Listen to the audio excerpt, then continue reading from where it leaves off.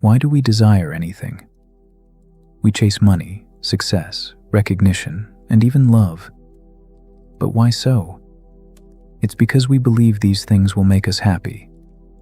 But do they? Let's look a little closer. When we want something, we don't actually want the object itself. We want what we believe it will give us. Money promises security. Success promises satisfaction.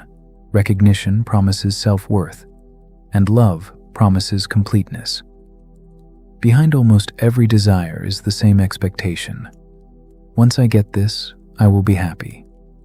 But when we finally get what we wanted, something interesting happens. After a short period of bliss and happiness, a new desire appears. And this desired object soon becomes a necessity. And then we repeat the cycle. Desire, action, fulfillment, temporary happiness, another desire. But if the object gave us happiness, why did that happiness disappear while the object remained? Perhaps the object didn't create the happiness at all. Perhaps when the desire was fulfilled, the mind simply became quiet, and we mistook the happiness that followed as a gift from the object. So, is there a source of lasting happiness? And if so, where should we look for it? No matter where we look in the outside world, we won't find a thing that can give us complete happiness. For that, we need to change the direction of our investigation. We need to turn our attention towards the one who experiences it all, the one to whom our thoughts, desires, emotions, satisfactions, and dissatisfactions are known. And this is where the philosophy of Advaita Vedanta begins its inquiry.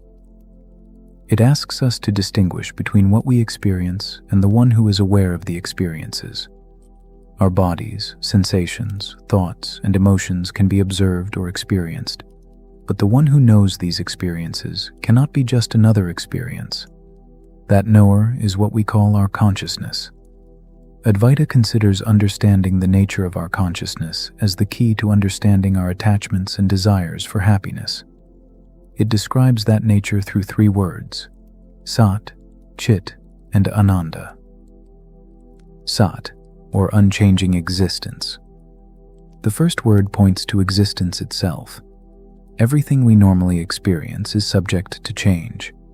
Our bodies, thoughts, emotions, and even who we identify ourselves with change throughout our lives. But something is present through all these changing conditions. We exist when we are awake. We exist when we are dreaming. And even in deep sleep, when our minds, memories, and intellects are not functioning, we don't become nothing. Our existence doesn't come into being, change with every condition, and then disappear.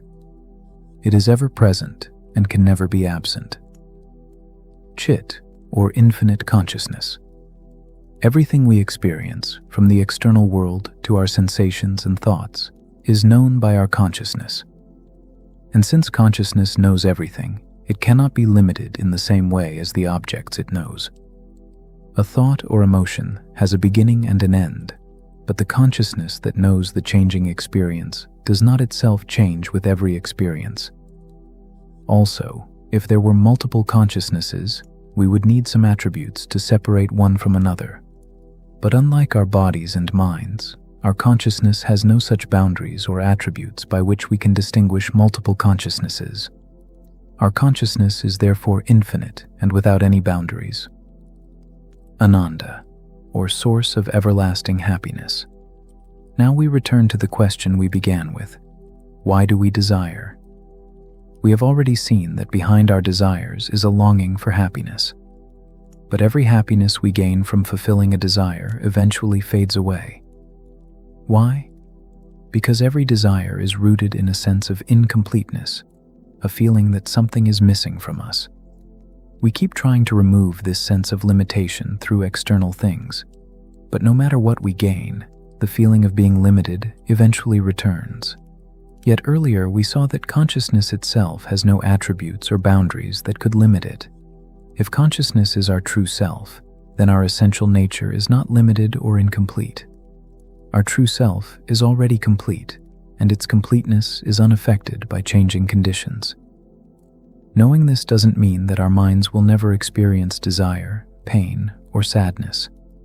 It means that we no longer mistake these changing experiences for a fundamental lack in ourselves. And when that sense of lack is understood, the endless search for happiness outside ourselves can come to an end. Our true self is itself the source of everlasting happiness. But there is still one important question. How do we know that consciousness is our true self? Unlike our bodies and minds, we cannot examine consciousness as an object of experience. Instead, we can use the method of negation, which Advaita describes as neti-neti. By negating everything that can be experienced, we can recognize that consciousness cannot itself be negated, because it is present even in the process of negation. Therefore, that which cannot be negated without negating the very process of examination must be our true self. So, what happens when we understand our true nature? It changes the way we look at both our identity and suffering. We no longer need to build our entire sense of self around things that are constantly changing. And when we stop expecting external things to complete us, our desires no longer have the same power over us. This doesn't mean that life will never bring pain, loss, or difficult emotions. It means we no longer have to turn every changing experience into a statement about who we are or what we need to be happy. The search for happiness outside ourselves gradually loses its grip because we begin to recognize that what we were searching for was already our own nature. If you have found this exploration interesting, please like and share the video. And if you want more such videos on Indian philosophies and Dharmic traditions, subscribe to the channel and press the bell icon for future notifications. Thank you for watching. Until next time.